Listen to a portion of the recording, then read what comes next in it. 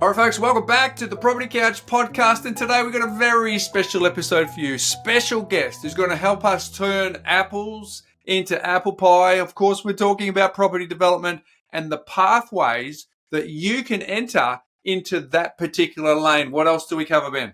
Well, Bryce, we are going to unpack all the practical tools and resources and all the fundamental things with our special guest expert. I can't wait because it is about turning apple into apple pie. Folks, you need to check this out. Let's rip into the show. Welcome to the Property Couch, where each week you get to listen to two of Australia's leading experts. Bryce Holdaway, co-host of Location Australia on Foxtel's Lifestyle Channel, co-host of Escape from the City on the ABC, and partner of Empower Wealth Advisory. Ben Kingsley, chair of Property Investors Council of Australia and the founder of Empower Wealth Advisory, named the 2018 and 2019 Property Advisory Firm of the Year. Stay tuned as they bring you the insider's guide to property, finance and money management. All right, folks, welcome back to the Property Couch podcast, and welcome back to you too, Ben. How are you? Mate, I'm well. You? I'm good. I'm excited. There's just a little bit of energy that comes from when we got a special guest on, and we've got a good one today. We do. His name is Rob Flux. We'll talk more about Rob shortly, but before we get there, just a little reminder to the folks who are listening to us who like the content that we provide, Ben. We are now well and truly live with the audiobook. So if you go to www.howtoretireon3k.com.au, all the details will be there. Or if you go to Amazon or Spotify or wherever you get your Audible downloads, it's definitely there. But just a bit of a thank you to everyone who's purchased the book, whether it be in hard form or paperback or audio. Thank you, and hopefully you've got a lot of great knowledge out of it. There's been several thousand copies that have already been bought, so we really thank you. Yeah, we're very, very excited at the uptake from that, which is amazing. The TPC survey is coming up, Ben. Talk to us about that. Yeah, so we've got a survey. We do it every now and then. So we've done one in 2021 and we did another one in 2024. So what we're just obviously keen to hear from our community about the show, what you love, what you'd like to see more of, less of. So potentially, keep, stop, start if you want to use that framework. So there will be some questionnaires in there in terms of, and we'll ask, there'll actually be a couple of little voting ones in there as well. One of the big topics of discussion internally is the length of show, isn't it, Bryce? So we're going to be asking people in terms of, do they want longer form episodes or do they want us to cut back and just focus on particular topics? So we'll be going after that question. So yes, please, if you want us, the show is yours, right? You're the community. Tell us what you want. We've been doing this for 10 years now. So we want to make sure that we're still giving you relevant information and you can stay relevant in terms of the current market, but also understand the fundamentals so you don't make any mistakes that some other people keep making or have made in the past. Now, you go to thepropertycouch.com.au/tell us, and Ben, we're bribing people. It's just a blatant bribe. Yeah, that's right. You get a bonus gift. Obviously, you can select any one of our courses for free. That is the Start and Build course or the case studies, the Look, Find, Buy, the 10X property search. So obviously your choice in terms of which course you want to select if you complete the survey for us. Thank you. And we've got a deadline approaching, Ben, for tax season. Well, all Australians have a deadline approaching. If you haven't done your tax, and potentially you might have to pay some tax, well, at the end of October is the deadline, unless you have a registered tax agent that you're working with. So this is a little shout out, a little plug for our tax business. So if you need a little bit more time, because it really is the end of the month, then just make sure you contact our team and we can basically let the ATO know that we're working on completing your tax return so we can get that done for you. It is important that people understand that. And Bryce, for those people who are looking for a tax accountant, we have a maximum refund guarantee. And that says that if we don't get the maximum refund, well, we're guaranteeing you that we will. And if we don't, we'll go back and get it for you. So that's one of our little commitments to all of our tax clients as well. Oh, very good. And then finally, there's an update in Moorr around some property reports. Well, Bryce, the market's moving very, very quickly at the moment. Conditions are perfect for capital growth improvements. So what we wanted to make sure you could do is get access to our free reports. Now, on the podcast before, we've told you about getting access through the Property Couch website. Well, now, Bryce, we've opened up the research area inside the Moorr platform. So if you want to just get a one-off report, you can get that through the TPC website. But if you want to get multiple reports going forward, you can only get them inside the Moorr platform. So you go inside Moorr, you go to the My Property area, and then you look at the research menu, click on that, and then off you go. You can put in the suburb, you can pick whether you want house or unit, and you'll get those reports. They are PDF reports. They'll be emailed out to you, but that's where you'll get multiple reports. So, and those reports are super rich in regards to the information they have. They've got long form trending data as well as the most recent data in the market because we update them every month. So they are a wealth of knowledge for anyone who's wanting to investigate new possible areas. Or if you've got a property portfolio and you want to see how the market's performing, you can also get those reports as well now inside. Go and check that out, folks. moorr.com.au, and that's MOOR/property report. Go and check that out. So, Ben, we are about to pivot. We're about to talk about turning apples into apple pie. We've got a very special guest. His name is Rob Flux. Let's cut to the interview you and I recently had with Rob. All right, folks, welcome back. We've got a very special guest today. We are talking with Rob Flux, who's one of Australia's most recognised educators in property development. He's the founder of the Property Developer Network, the largest national community of its kind with thousands of active members across the country.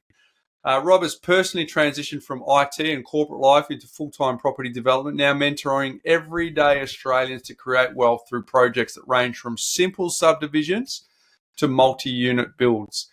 He's a regular on the speaking circuit, featured in industry media and known for breaking down the complex world of development into practical step-by-step systems. Today, Rob's here to map out some common pathways into development for everyday investors. Welcome to the Property Couch, Rob.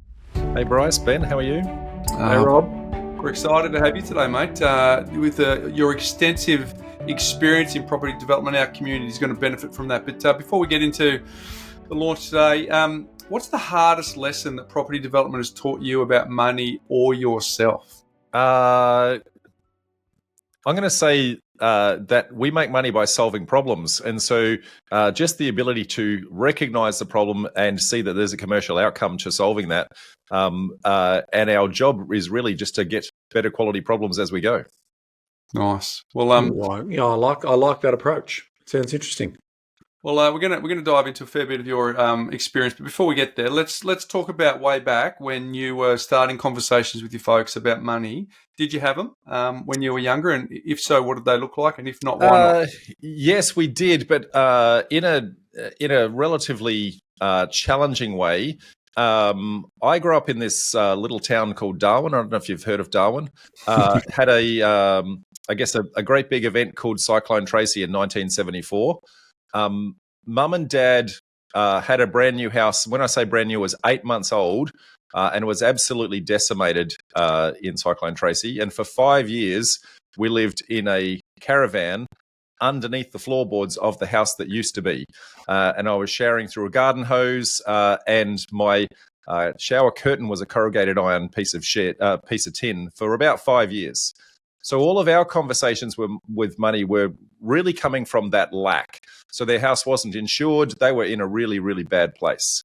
And so I had to overcome that. And I got the drive to say, I don't want to ever be in that situation ever again. So that's a superpower motivational drive. Tell us, finish that story off with your parents. Were you able to recover and them, were they able to rebuild?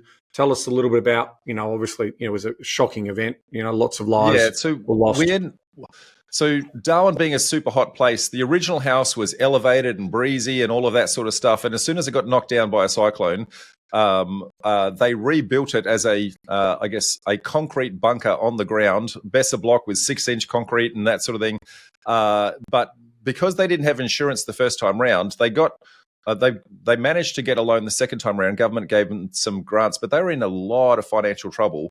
Yeah. And my drive as a young person, I did I guess catalog drops and worked as a trolley pusher and that sort of thing. I saved a whole bunch of money. I ended up rescuing mum and dad by buying their house off them. So at the age of 18, I bought the house off them because they were in financial difficulty. So they ended up paying me rent as an 18-year-old. Wow. Any other brothers and sisters? I've got a younger sister. She's 3 years younger than me. I guess she has helped me when I transitioned from, property investing to property developing. So I did 20 years of property investing. You probably heard of a lady by the name of Jan Summers. I read her book way back in the day, and that kind of set me on the journey of property investing. And so I bought my first investment property at the age of 21, ended up owning my first house outright at the age of 24. So investing was very much the first part of my journey, and that took me about 20 years. And on paper, at the age of 38, I could retire. But regrettably, at 37 3/4, I got divorced. So it's kind of didn't quite. I could see the golden ring, but I couldn't grab it. Rightio. The lifestyle by design that you were moving along. So we've covered a lot of ground there. So that's obviously a driving force around financial security because you didn't have any when you were growing up. So you've been able to break through that cycle. I'm hoping your folks are in an okay place and everything's sort of worked out for them. Look, in the scheme of things, yes, that's fine. Sadly, Mum has passed, and I guess Dad's health's waning at the moment. But we all get older, and that's life. Yeah. But yeah, they managed to get into a good spot. I guess relative to where they were, but I guess not the life I'm sure that they would have loved. Tell us a bit about what that was like. You talked about the corrugated iron for 5 years, and so what were the impressions that were going on in your mind? What were the stories that you were telling yourself during that time? And how did the spark to pick up Jan's book sort of change all that for you? Well, look, there's two parts to that. As a kid, you don't realize that you're really lacking. So we were on an adventure. Everything was an adventure. The old school that I used to go to was knocked down. There was a giant hole in the wall of the library, and we would walk past it every day to this temporary school, and we would walk inside the hole in the wall, grab a book, and that would be our adventure for the day. And then when we went back the next day, we'd just throw it back through the hole in the wall, right? So we were returning it back to the library. As a kid, you kind of we're digging toys out of the ground, out of the mud. You don't feel the pain. You're just a kid, adaptable, right? And so you accept what it is. But what I could see was the struggle with mum and dad. So what I didn't feel that burden, but I could feel their burden. And so my drive was to say, I don't want to be in that spot. And so I guess I found a lot of drive to say, I'm going to work really hard. I'm going to save the deposits. I'm going to do all the things to be in a position where I don't have to be like they are. And so that meant delayed gratification. So you learned, were there any toys or anything that you were buying for yourself as a young adolescent, then moving into your young adulthood? Yes, but not to the level. I wasn't to the level of toys that I haven't got a super fast car and that sort of thing. I did everything on a budget. I used to race speedway on a budget. I very much a Bogan. We were talking about this just a little bit before. I've done demolition derbies and race speedway and all sorts of crazy things like that in my former life. But all of that was done on a budget with cheap cars and not super expensive, lavish lifestyles and that sort of thing. Even today, my car is 15 years old. I don't overindulge. There's only so much money you need, and once you've got that, getting more money doesn't make you happier. Yeah, agreed. So you got to 38, Rob, and you're about to touch the financial freedom you just spoke of.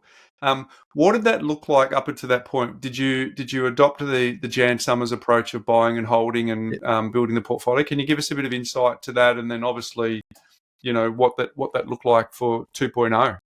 Yeah, I guess the typical negative gearing. Always trying to save for your next deposit and waiting for the property to grow, hitting these glass ceilings with regards to my borrowing capacity. You can only grow at a certain rate because we're relying on the market to do the work. And so whilst it works and it's a great vehicle, and you need to understand your structuring and a whole bunch of things like that to actually leverage that well. But I found that once I got to that point and I had to put all my toys back in the center and divvy them all up, I didn't want to do that the second time. I didn't want to wait 20 years and be reliant on the market to do the work. And that's when I set about to say, well, property development is a way for me to force value onto the property. So if I can do that, then I'm pretty confident I can do it much less than 20. I ended up doing it in 6. And if I guess with what I know now, I could probably do it again in 3. Okay, so how did you transition from that epiphany to I don't want to wait 20 years to actually what did those early stage look like for you as you transition from passive to active? I guess there was a stage in the middle because it was coming out of a divorce where I guess I went through depression, and so I kind of went up and then down and then came back out the other side. And it was really getting back in touch with that original drive as an 18-year-old and just saying, look, you've seen your parents go through this. Now you're going through this. You promised yourself you were never going to. And so I had to find that internal drive to actually tap into to say, I want to get back to where I was. And that's where, through my knowledge and my skills and my effort, I knew that I could do better. Now, Rob, it's a classic case of it. If it is to be, it's up to me. And congratulations on the knowledge that you built in taking the action. So remember, knowledge is empowering, but only if you act on it. You're a classic case of that. Just to fill in maybe one of the gaps for our community, where did you work? What did you do? Just give us a summary in terms of your professional career, because obviously property investment was, to your point, passive for you. So just give us a bit of a summary in terms of, take us through those finishing school years and then what career you took on. And yeah, I came out of school and I learned electronics trade. So I used to fix TVs and videos for a living, all the way down to the 2-cent component level. I trained up an apprentice who, as soon as I trained him, as soon as he got his trade certificate, he left, went into the IT world, and back in the days, doing IT repairs was just throwing away an entire board. And I've taught him how to do this down to the 2-cent component level. He's gone and doubled his wage, and he's doing half the work. So I then went, I'm going to go into this IT gig. That sounds pretty good to me. So I did a 20-year career in IT. Yeah. Worked in high security environments. So I worked for banks. I worked in a prison, setting up all their high security networks there. And then I transitioned into what is called solution architecture. So I used to design multi-million-dollar data solutions for Virgin, BHP, Flight Centre, managing multi-million-dollar projects because their solutions couldn't afford to go off the air. Yep. So I've done some major projects. All of that was my day job. And it, again, came down to problem solving every single day and project management every single day, which was 95% of that was directly translatable into property development. What did your first property development look like, Rob? I bit off more than I could chew on my first one, Bryce. So this is one of those cases of do as I say, not as I do. Okay. Yeah. I bought 2 existing dwellings that somebody had set up with what you guys might call rooming accommodation. And at the back of that was a giant piece of land, and I could see the opportunity to put 6 townhouses at the back. I knew nothing about rooming accommodation, but I could see that they're very, very poorly run. And myself, as an investor, just looking at the investment, went, I could increase the revenue out of what is actually sitting there because they were poorly managed. And then on top, I could see the 6 townhouse project at the back. So it was a 2 into 8 effectively. Because I didn't know enough at that point in time, I should have been able to run that project in 2 years with the knowledge I've got now. Took me about 4 years to run. But that was also, I guess, going through, a little bit of a health challenge at the same time and a couple of other things that came into my world, regrettably. I made $1 million profit out of that. And kept stock as that. So I didn't cash in per se, but rather I kept the equity at the end. And I guess because I retained the existing front properties, retained a very, very healthy passive income as well. So, Rob, we'd love to pivot into your background around property development. But one of the things I'd love to know from you, with all of the case studies and the clients and the people that you see, who are the people most likely to succeed at property development? And also, more importantly, who are the people who should avoid property development? Oh, this comes to a mindset question, Bryce. This is very much counterintuitive to what you might think. The people who are actually needing it are the ones that do it. The people who are wanting it never do. I want to be a property developer. That's great. But what are you going to do about it? But if your back's up against a wall and you have no choice but to actually do something different in your life, those people are the ones that succeed. They are the ones that I see knock it out of the park every single day. But the people who want to do it, they kind of don't put the effort in because they're already comfortable. So the expression I kind of live by, the pain of the change needs to be less than the pain of staying the same. And if you're comfortable, then any pain to change is not worth the effort. But if you're in a lot of pain today, you're willing to take a little bit of pain to change your situation. I think it's an interesting point, Rob, because part of my observations, because obviously, as you know, we look after time poor professionals who are passively investing in property, and to their point, they know their space, right? Their space is a couple of good ones, and that's it. I don't need to use that further exertion and that further effort to trade my space from a passive investor into an active investor. And because obviously there's a couple of points there, right? And that is the time and energy required to do this. Can you give us a sense of, because you've done both, right? You've been that passive investor waiting for time to do the heavy lifting, and then you've obviously manufactured wealth. How much effort change is involved, not just also in the mindset, but also in the actionable work that needs to be done? Yeah, it's a very good point, Ben, because it is an active sport. Okay, yeah. You need to, I guess, effectively learn a new trade, and then once you've learned your new trade, do paper-based projects. So you're losing on paper, not in real world, because you only get to lose your money one time. So about 15 hours a week, we would typically see would take someone 6 months to be competent, but not confident.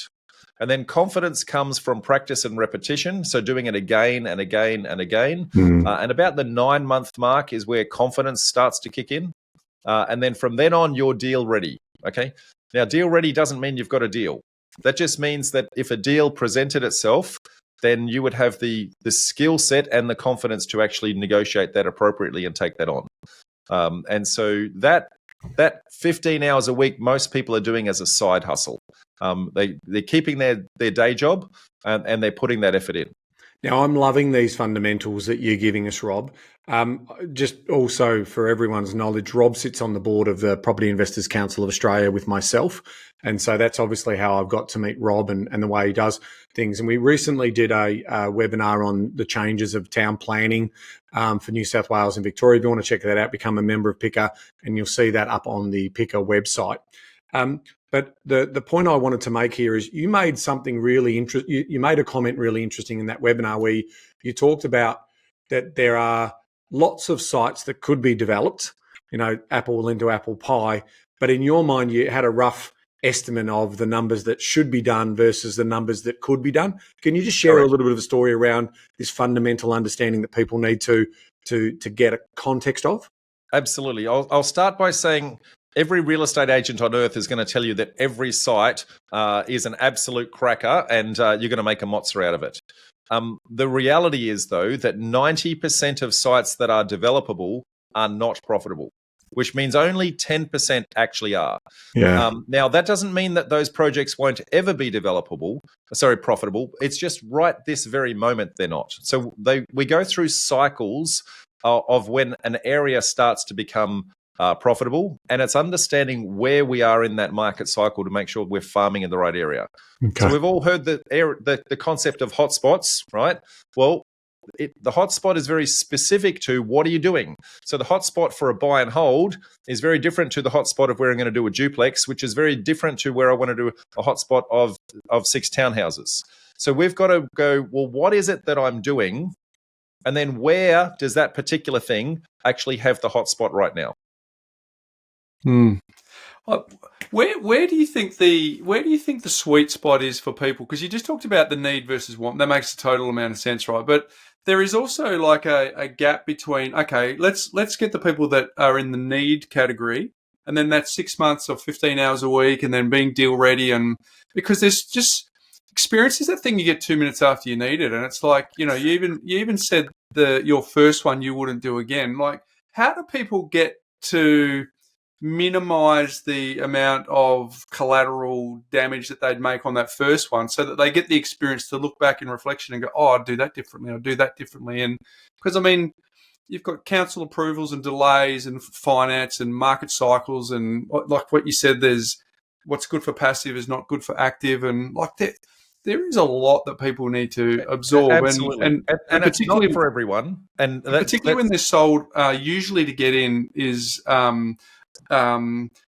not you, but if some marketers are saying, hey, look, leave what you're doing and come over here and be a developer and you'll be wealthy overnight. Like, clearly there's the charlatans that do that as well. So there is so much there for people to absorb just to get in the arena. I would very much stress that this is not a get rich quick scheme.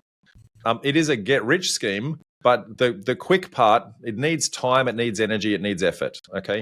And it has to have the due process to order to do that.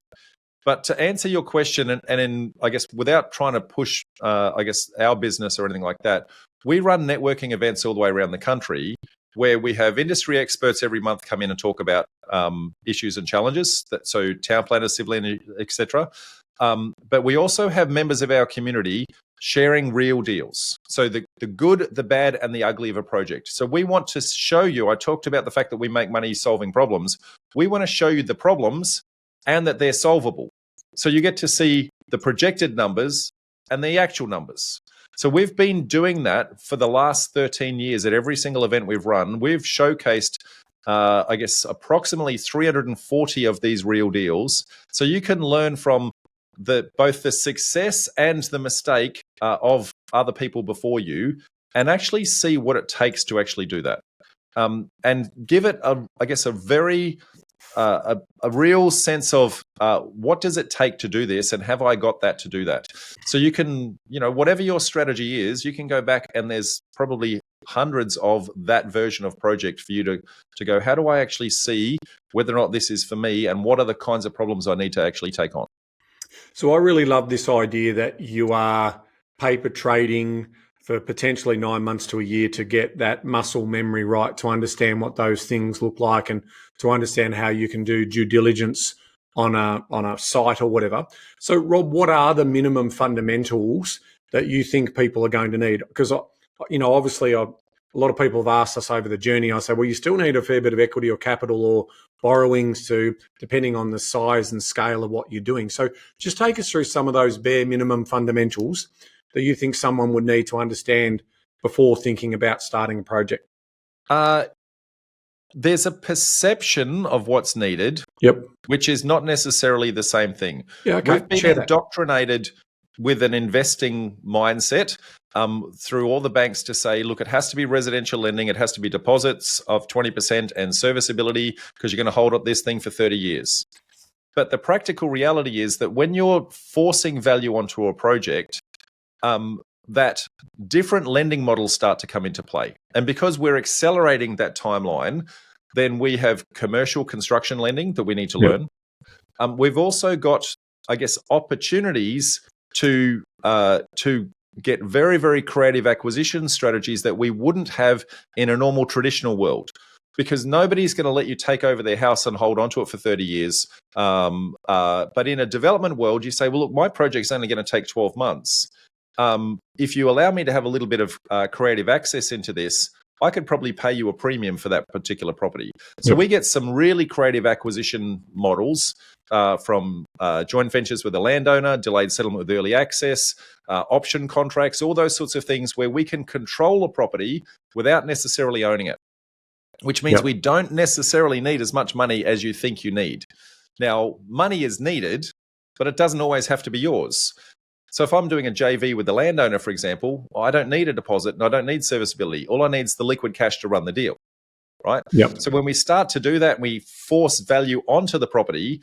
Now we've got this thing called soft equity. That soft equity then creates the opportunity for the commercial construction lending to then tap in. So it's all about thinking differently, exposing yourself to different acquisition models, different finance models, and saying, hey, that traditional way is not necessarily the way. Now, Rob, there's a couple of points in there that I want to mention because, so again, I've seen in time, obviously, different sort of spruikers come into that, space of shared equity and also taking ownership of the property and then basically renting them back. And like a lot of those things are obviously ending poorly. I know you, or I trust you in terms of what you're doing ethically and responsibly. But it sounds to me also that there's a really strong nexus between experience. Because again, if you came to me and I said, here's the land that I've got, let's do a JV. I'm bringing the land to the table and you're bringing your 40 years of expertise to the program of what's going to happen. So I feel like, and as long as we set the rules of engagement up, they're contractually understood, those types of things. But what happens when you bring a novice and a novice together? How should they be looking at it? Because effectively they might have aspirations, or they might get excited by the ROI that's on paper, but it's about how do we coach them and manage them in terms of expectation of who's doing what, and what happens if this happens or that happens. How do you sort of help those people come together and think about those types of considerations? And they're all really, really important points, Ben, and I don't want to underestimate all of that. But I do also want to say everyone has to do deal number one. Yep. And if I look at, Tim Gurner, if I look at, Harry Triggerboff, they all did deal number one. Yes. Right? And so they all went through that same. So we see the success right now, but they have to go through that learning. And so long as you give the appropriate level of, respect to the fact that you are learning a new trade and you're going to apply that. You don't become a doctor by not going to university and just going and trying to, if I'm a heart surgeon, I don't just carve somebody's chest open. Yep. I've got to go through the journey of actually doing that. And then, so you've got to learn it. Then you've got to, go through, a trainee type system and that sort of thing. You do all that, you can de-risk the project. And that's super important to actually understand, that you'll never eliminate risk, but you can, minimize the risk. Yeah. Yeah. Through thorough due diligence and thorough execution and so forth. Yep. So I like using this metaphor that a lot of people will understand. As a kid, you were told that crossing the road was dangerous. But then you were taught, if I look left, look right, look left again, then I can traverse the road safely. Okay. So you've identified the risk. You've got a management plan, and then you watch the car to manage the plan so you don't actually get hit. The car is not less dangerous. So the car is just as dangerous. So our job is to actually go, we've got to teach you how to identify the risk. Yeah. We've got to teach you how to put the management plan in place. You still have to manage the plan. You still have to watch the car, right? But then you can do that safely.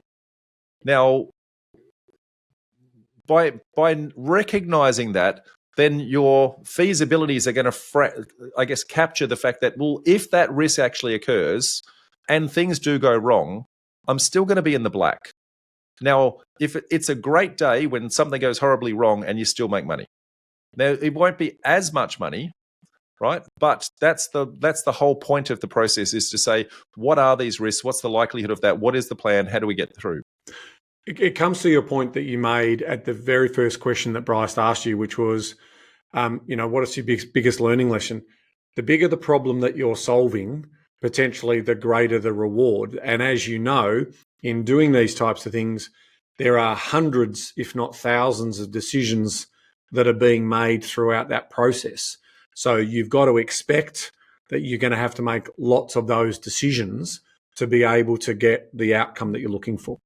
Yeah, and the other point to that I would say is the ability to have both a strategic perspective, so go up to the 10,000-foot view and look down on the project and actually see the pathway you've got to do, and also the ability to drop down into the weeds and go, I'm actually going to be, solving that problem right now. Do I go under it, over it, around it, or through it?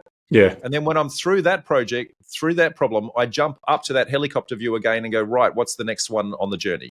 Now, if I can do that, you're going to be able to safely traverse, a pathway through. Yep. I think the biggest challenge that most people have is they don't know where they're going. And if they don't know where they're going, then every bus on earth will take them there. Rob, are you telling me that people don't plan to become what they plan to become? It's news, isn't it, mate? It's a shock. Oh, my goodness, But if you know where you're going, it's like a GPS. If I know where I am today and I know where I want to go, even if I go off course, a GPS recognizes, hey, I know where you've gone, and I can self-correct. And so when I know that destination point, I know what my strategy is, I know what my deal trajectory is, all those sorts of things. If I put that plan in place, then I just manage the plan. Well said. Hey Rob, let's talk about some transitions to development rights. So there's when people are investing in the Jan Summers 101 model, quite often they need to understand the language of investing, right? It's new and all the concepts are new, and understanding that. So that transition from not being an investor to being an investor is quite stark at the beginning, and then obviously they build up muscle memory and run rate on that. What about the transitions to property development? So we've come up with three. You added a fourth. Hopefully we'll get some time to that. But the first one is someone who's, they've learnt the language of investing. They've learnt the language of passive investing, but now they want to go into development. How do you suggest that they make that transition? And what does deal number one typically look like for that person? Look, deal number one, what the development strategy is very different to the deal size. So we try to guide people to say there are only 3 development strategies that are scalable, and scalability is super important. So I can start with a very small project, learn the skills, then step up a deal size by doing the same thing. And I'm going to learn from the lessons of my previous project, both good and bad, and then get better and better and better as I hone that. So subdivisions is one path. So I can do 1 into 2 or 1 into 4, 1 into 10. I could build streets. I could build suburbs. I can build an entire city. Okay. I can do townhouses. I can start with a duplex, a 4-pack, a 6-pack, 20, 30, etc. Or I can do units. I can do units at grade. I can do 3-story, 5-story, and the higher up I go, then I also need to go down into the basement. Okay, so all of those are scalable strategies. Pretty much everything else is not scalable. So you can make money out of it, no problem at all, but then you have to do the same one project. So a renovation, not scalable. I do one reno, then I do another one reno, do another one reno, and you basically buy yourself a job. So what we're trying to do is to say, how do we start small, step up our deal sizes until at the end, you can do like I did on project number 1, and I can actually keep my stock as profit. Because in the end, we're actually an investor, but at a wholesale rate. So if I hold on to that asset, and if I can own it outright, then that property is going to generate passive income from me straight away. And the value of that property, the same way as a normal investment would go up in value, that value of the property will go up as well. And so, Rob, what is the typical transition to those three ideas from the passive investor into the developer? Is it? I haven't seen a lot going into land subdivision, but I've certainly seen a lot into townhouses or duplexes and so forth. And then obviously the last one, which is a bit more, unit style. What is it? Is the traditional pathway been for those passive to active going into duplexes and turning one into two, one into four, etc.? Typically the deal size would be 1 into 2 in the first one. So whether it be 1 into 2 subdivision, whether it be a 1 into a duplex, or whatever, typically a 1 into 2 is their first project. And then they would step up and do a 1 into 4 and then a 1 into 6. That's the typical pathway that we see people take. Now, occasionally they'll skip a step and kind of jump a couple, depending upon, their risk tolerance, their skills that they brought into the process and just their confidence. But typically, I guess that's kind of the deal trajectory. Okay. Now, you've probably heard a mythical number of the percentage profit on cost that every developer is aiming for. So if I asked you this loaded question, what's the typical percentage you hear of? 20. Yeah, 20 to 30. 20% is the typical one that we're aiming for. So based on a 20% profit on cost, there's a magic number of 6. If I do 6, if I sell 5, it pays the cost. So that 6 one's owned free and clear. So how do I learn how to do 6? I learn how to do 4. How do I learn how to do 4? I learn how to do 2. So it's possible in 3 projects to own an asset outright and de-risk the process. Now, you could do like me and go straight for that 6 on the first one, but I don't recommend that. Okay, that was also with 20 years of passive investing. But to your point, you walked a mile, learnt on the process, touched the hot pot, got a little bit messy in there, and sort of battled out the other side. So that's number one, which is from passive investing to developing. Number 2 is renovator to developer. So in terms of what you were just saying before, like if I'm doing flippers or if I'm doing one. Or I might have a portfolio of 3 or 4 properties that I want to renovate significantly to uplift their value and get a higher rent off those passive investments. Talk us through that pathway in terms of renovator to developer. Well, these guys are actually very different because they are already in an active sport. A lot of them are actually getting their hands dirty and actually doing the work. Okay, and so they're willing to do the active part. The hard part for them is being convinced that it doesn't have to be them doing the physical work because they like getting their hands dirty, right?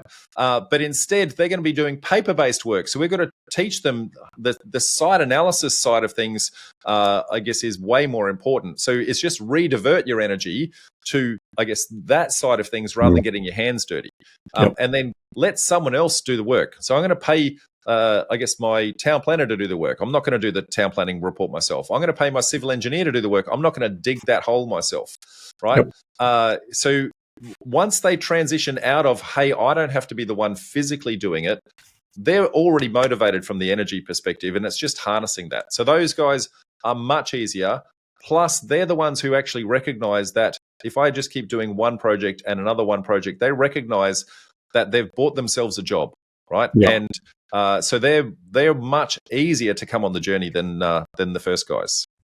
But it's also it's getting you understanding trades. Quite often you can do cosmetic rather than structural. It's understanding timelines. It's understanding project management. Is that a preferred pathway, Rob? Do you see passive to development versus passive to renovation to development? What have you observed? I don't know that it's a preferred path, but there are certainly advantages in that path.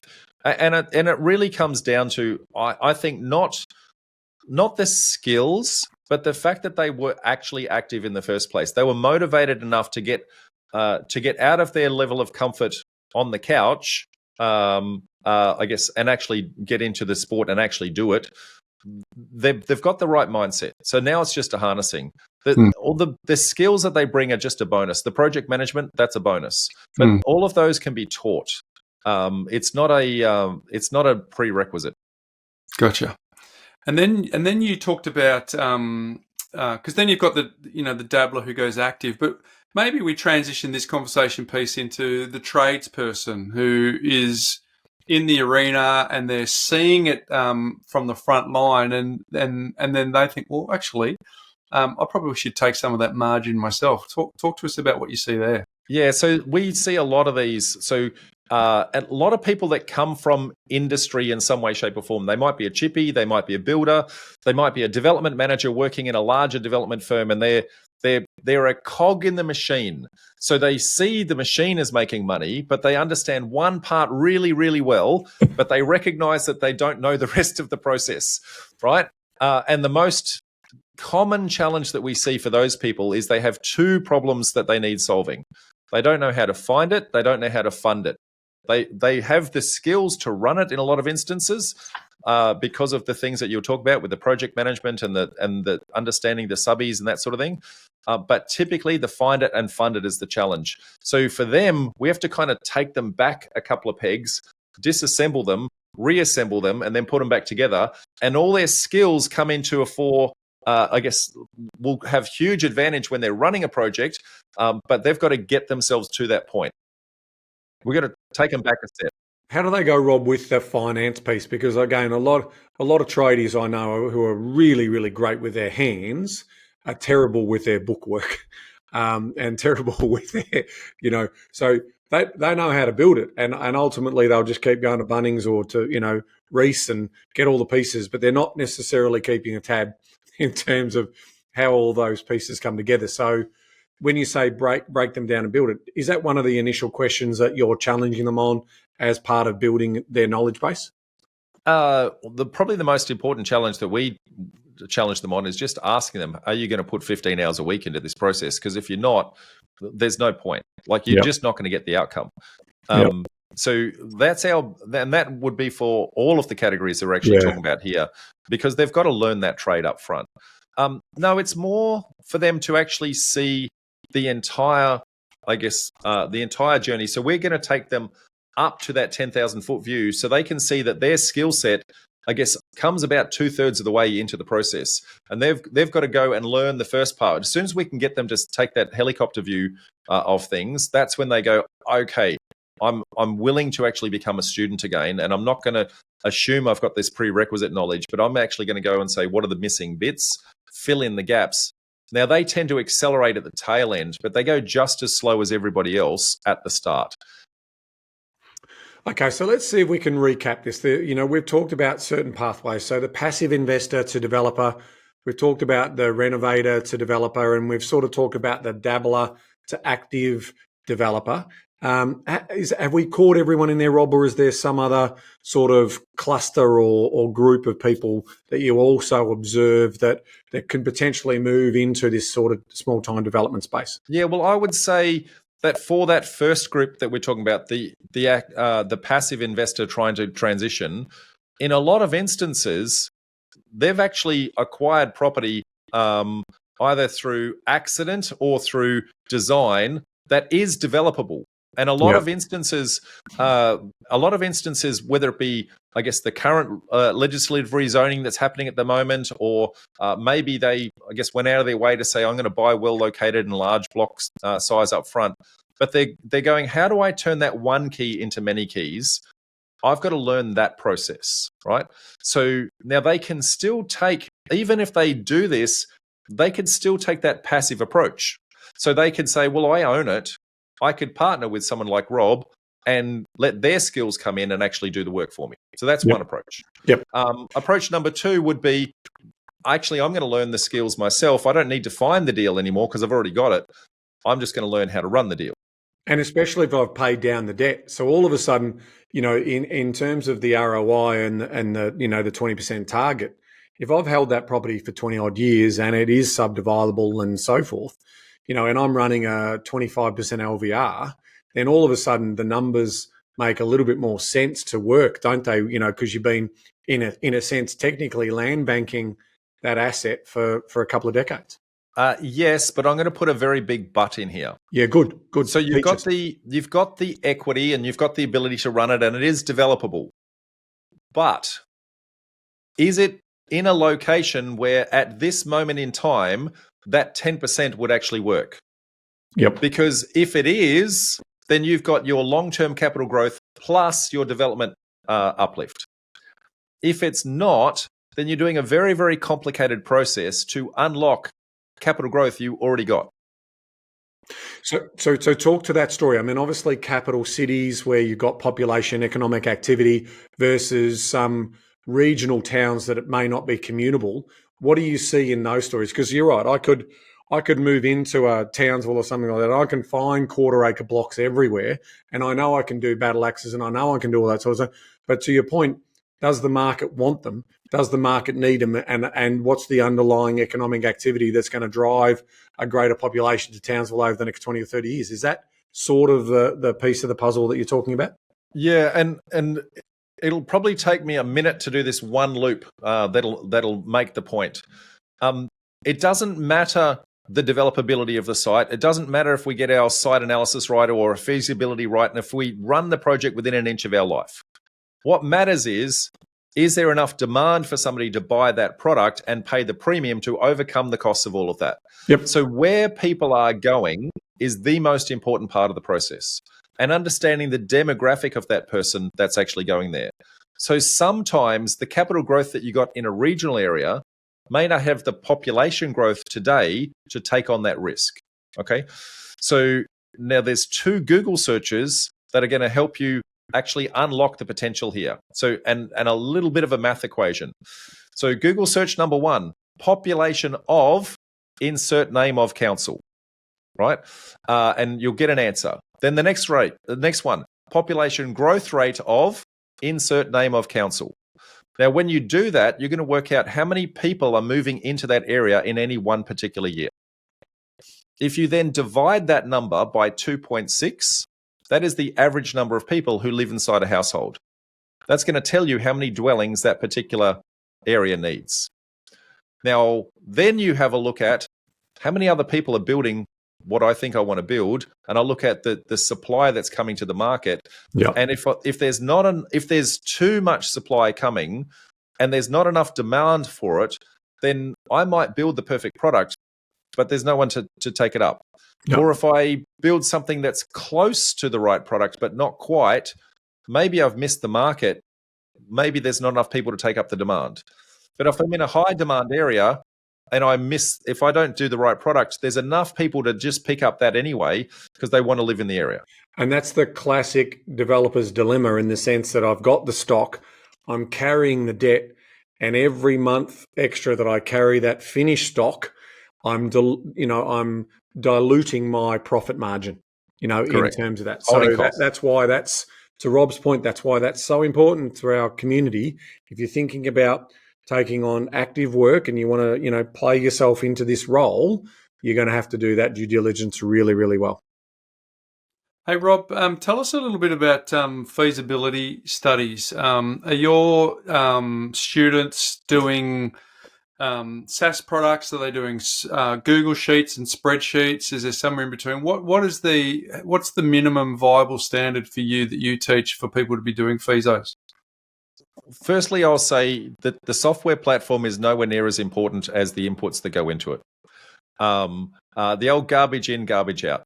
Okay. Most of them, for their smaller projects, spreadsheets are all that they really need. Okay. But I can do on the back of an envelope a feasibility and get order of magnitude should I bother with any more effort before going and putting the effort into a spreadsheet. Fundamentally, there's 2 things that go into a feaso, and so the software is less important. One, my site analysis. Can I understand every single issue, challenge, and problem that's actually going to exist on this project? And can I identify that? And can I put a cost associated with that? And then the second one is my sales research. What should I be buying it for? And what is the finished product going to sell for? A feasibility is then just adding and subtracting of those 2 things. Okay. Where I see most people get it wrong is they don't get their site analysis right, and they miss a whole bunch of problems or a whole bunch of costs that they don't know are there. So their feasibility doesn't have that input, so that the feasibility looks fantastic, but the problem is always going to turn up. right? So educating yourself on that site analysis side of things and actually identify all those hidden costs that you don't even know are there. You're gonna get way better at recognizing which deals are really not deals. So, Rob, just quickly on that one, if we can double click, things like hitting rock, and what's so from the land feeso, what are some of the common misses that you sometimes see? There's a whole bunch of hidden things that people don't realize with regards to, I guess, the sheer volume of taxes that are applied into our system. Application fees and council contributions and GSTs and anywhere, depending upon the state that you're in, anywhere between 40 and 50% of the sale price of the finished product is some form of tax, either directly or indirectly. Wow. So when you don't recognize that, when we talk about the housing affordability, if the government got out of the way and took away some of those taxes, housing affordability wouldn't really be a problem. So that is probably way bigger than, am I going to hit rock? Right? Am I going to hit rock is a small variation that you can overcome by doing some soil testing and that sort of thing with regards to what's in the area. And you can de-risk that relatively well, but you can't de-risk not knowing about a tax that's hidden in there. And by the time you actually do that, some states are, I guess, let's just say they're broke, and so they're quite. You mean the great state of Victoria, Rob? I'm not saying anything, Ben. I'm not saying it. No, I'm saying it. I'm on record as saying it's shocking, pathetic. Well, that's a good point. Is that with the Victorian tax grab are you having students who are getting good outcomes in Victoria? Or are you finding that they're giving them a wide berth? So the answer is yes, but it's despite that. Here, if we're going to have a small conversation on this, I think the approach the Victorian Government Office of State Revenue has taken is very counterintuitive. They're penalising the developer because the developer is the greedy person making all the work. They're actually not. They're actually penalising the ultimate buyer because all of those costs get passed on to the ultimate buyer. And so the challenge is, how do you enable the developer to create more stock so that the ultimate buyer, through sheer volume, is able to pay a lower price point? So I could give you a dozen ways of doing that they have not considered, but I'd like them to consider. Well, I just wanted to make this point for our community, and to obviously, this pub chat's going on around the country or barbecue chat's going on. Rob, give us a sense of the, everyone knows about the Mirvacs and the big developers in the country. And we know that, these summits are formed where the government seeks counsel from, the big end of town with all of these sort of larger Australand, and all of these others that are sort of doing these, and they seek this counsel. But in context of supply, what level of supply is being delivered by the big end of town versus delivered by the small time builder and developer? This is the best question you've asked me all day, Ben. So depending upon the jurisdiction, anywhere between 80 and 90% of every development application and every piece of construction is a 6-pack and below. So it is the small-scale, part-time novice developer that is the engine room of our housing economy. Okay, it's the genuine engine room. And it's by doing what they call infill development, filling in the gaps where infrastructure has already been built. There's already roads there. There's already sewer. There's already stormwater. How do I take that big backyard that used to be the great Australian dream, and now, I guess, the baby boomer that owns that, now that big backyard is now becoming a pain in the butt. They want to downsize into something, but there's no stock for them to move into. What do they want to downsize into? By carving up those backyards and putting the infrastructure, so by building where the infrastructure already exists, it's cheaper and easier for both the developer and for council, and that's where majority of the work is actually going. Mm-hmm. So listen up, politicians, listen up, regulators, listen to what Rob just said then. 80 to 90% of the supply that the country desperately needs the pressure that the politicians are being under, and where is the consultation with the likes of Rob? Where's the consultation with the likes of PICA and the communities of literally tens, if not hundreds of billions of dollars that are being invested by the smaller businesses and the smaller end of town compared to the bigger end of town? Yet we take the council of the big end of town in terms of what the story looks like. And to that point, Ben, we as Property Developer Network have taken the initiative to actually start approaching the state governments all the way around the country to say, hey, small-scale development doesn't currently have industry representation. We want to be that body for them. Also, I guess, being on the board of PICA, also taking that second perspective, I guess, from an investor perspective, not just the developer side of things as well. Yeah. And I'm proud to say that we've actually got some traction in Queensland, New South Wales and Victoria where those conversations have started, and they're actually starting to listen to some of the challenges that we're actually got. But we've got a long way to go. Excellent. We're very early days in that perspective.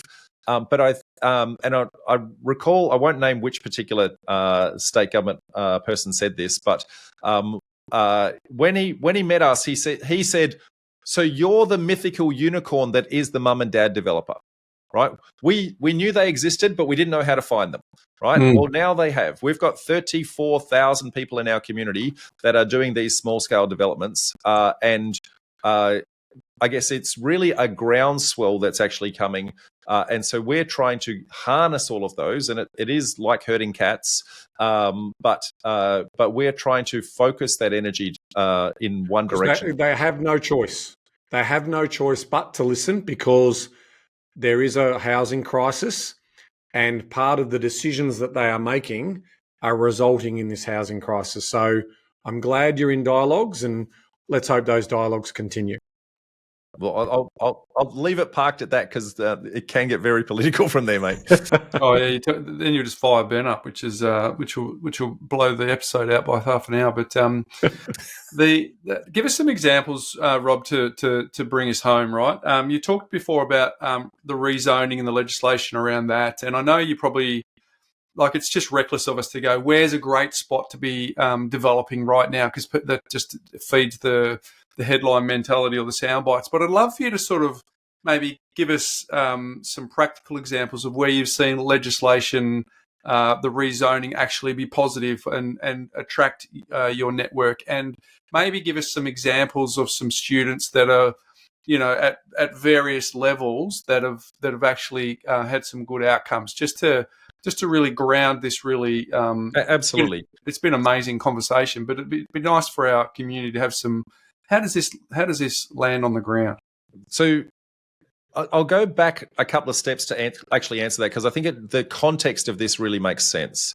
So back in, I think it was August of 2013, I guess National Cabinet got together and got all of the states around the country and said, hey, we've got this challenge with regards to housing affordability, housing demand and this housing crisis. We need 1.2 million homes in the next 5 years in well-located, and inverted commas in the actual media release, well-located homes. So the question is, what is well-located? Okay, well, that is the infill development sites that we're actually talking about at the moment, where the ability to roll this out is much, much faster.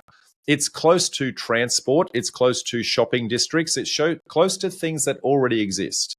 So if I was to give, I guess, a very general broad statement here, if you are adjacent to some form of major transport, so that whether it be a highway, whether it be a train line, a busway, those sorts of things, you're going to find density adjacent to those. If you are in and around a major shopping district, hospital, university, or anything of that ilk, you're going to find density in and around those. So they are called growth nodes and transport corridors. So every single state is starting to build their version of legislation that are activating those zones. Okay. Now, all the states are at different versions of, I guess, speed in delivery of that. And that comes down to the fact that the state governments weren't necessarily ready to take action on the spot. So they had to firstly plan which particular growth node do we want to put most people in, and what transport upgrades do we need to put in place? So the state government had to do a whole bunch of planning, which took some time, which they then pushed down to local council to say, you're about to get 100,000 people in this area. Local council, tell me where that's going to go. Okay, so that process takes time. Now, the two states that are leading the pack here, New South Wales by a long way, and Victoria coming a very close second. So from a planning perspective, those guys have actually mapped out those transport corridors and growth nodes very, very, very well.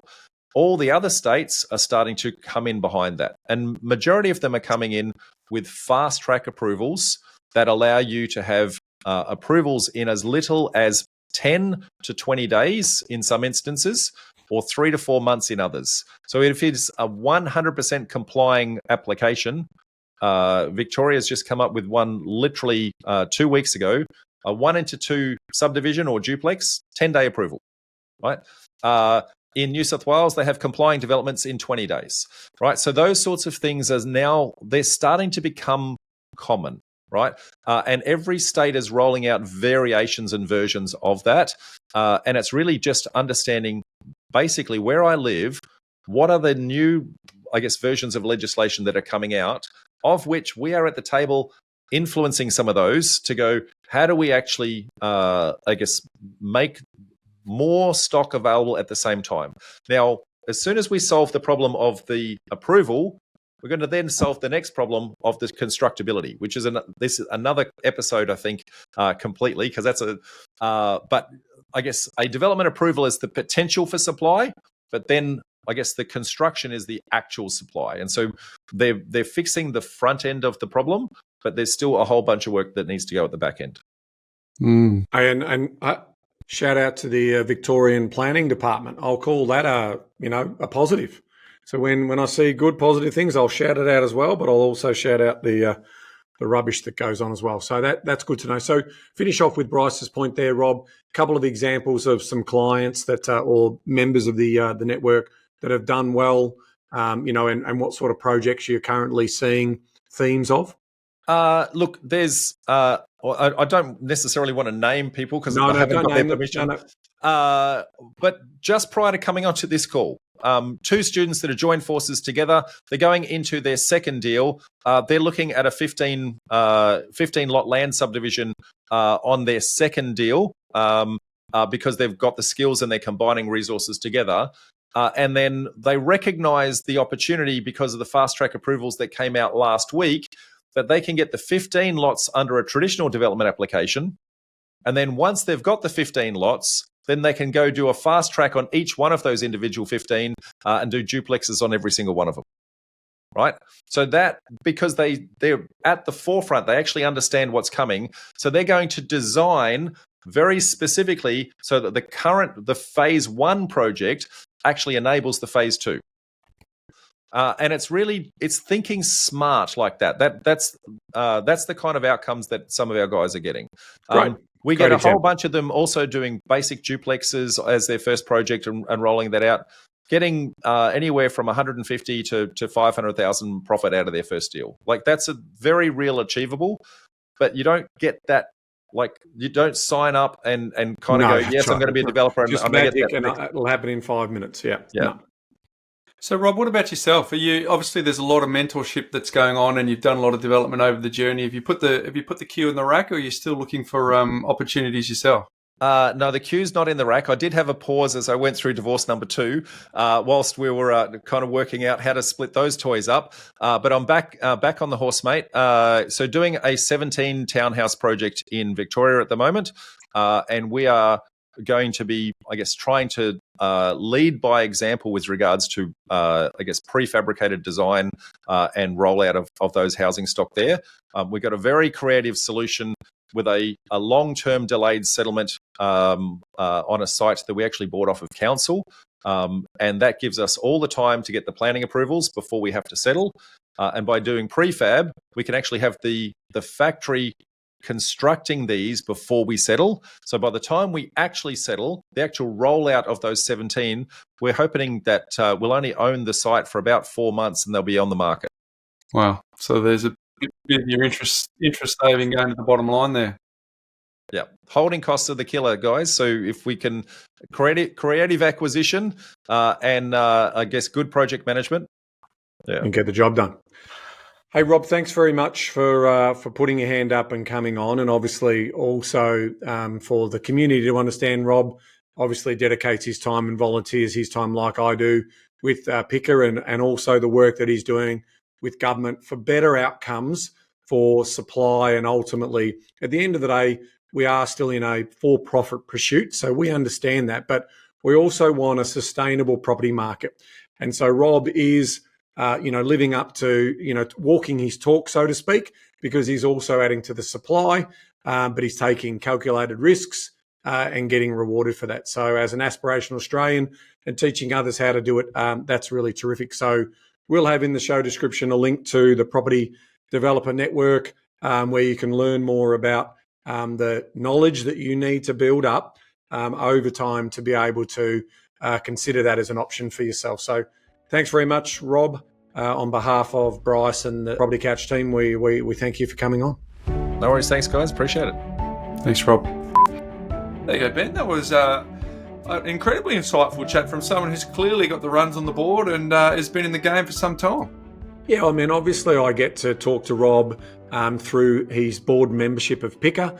PICA is there to try and ensure that everyone in the property space, it's an industry, association, not-for-profit association, run for property investors, by property investors, and Rob has joined the national board. So he does have a wealth of knowledge in this space. And even though you and I are very much buy, hold and passive in terms of what we do, there are obviously other ways in which you can invest in property and manufacture returns on investment. And so if you're going to do that, there's a little bit more risk because there's a little bit more reward.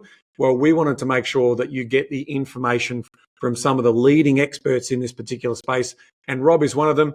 And obviously he teaches people how to do this. So yeah, really happy that Rob can come on and give some of that knowledge, that foundational knowledge, and in understanding some of the nuances and changes where some of those new opportunities are around some of the new planning regulations and so forth as well. We wanted to give people the pathways. So if you're a passive investor and you're thinking of going active, if you've done some renovations and then you wanted to scale up to developing, if you've done a little bit of dabbling, and then, of course, the tradies who had actually thought, well, maybe I should do this as well. A couple of things that stood out for me, Ben. Yes. 15 hours to go to become competent, and then 6 to 9 months to be deal ready. Oh, that was good insights.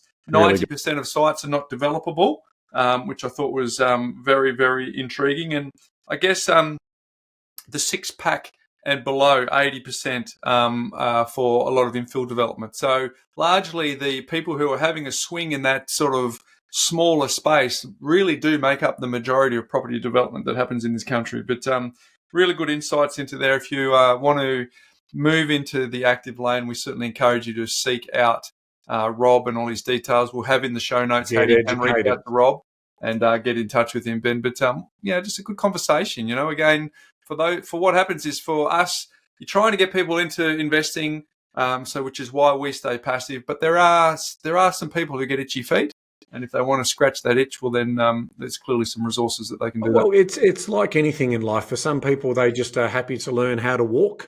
And then there's some people who want to learn how to run because they've got, bigger aspirations or whatever that might be. And that's a way of doing that. I mean, we've always talked about that you don't go broke in making a profit. So, in terms of staying boring and predictable, and if you're conservative like I am, you will basically take that approach. But if you do want to accelerate that, then you're accelerating the risk, as I mentioned a minute earlier. And so if you are going to accelerate that risk, you want to be able to get those fundamentals right. So I really like what you just said there and what Rob said during the episode, which was the time it should take to actually understand how to do a proper feasibility, to do proper due diligence, because it is going to be a significant amount of money and there is going to be a lot of things that can go wrong, from the planning stage to the selecting the builder to all of the nuances and the thousands of decisions that you're going to have to make along the journey. So, as well as timing the market and getting the pricing right of what you buy and where you buy it. So all of those things are part of that journey. And so I think, we've always been educate first, get good foundations, and then build on those foundations. Deal ready 6 to 9 months, not deal ready over a 1 weekend course. So I think that's the important part. So thank you, Rob. Thank you for sharing your wisdom on the Property Couch, and thanks for hopefully our community who want to go down that lane will get some benefit from that. So Ben, until next week. Knowledge is empowering, Bryce, but only if you act sensibly on it. Act sensibly on it. That's a new one. See you next week, folks.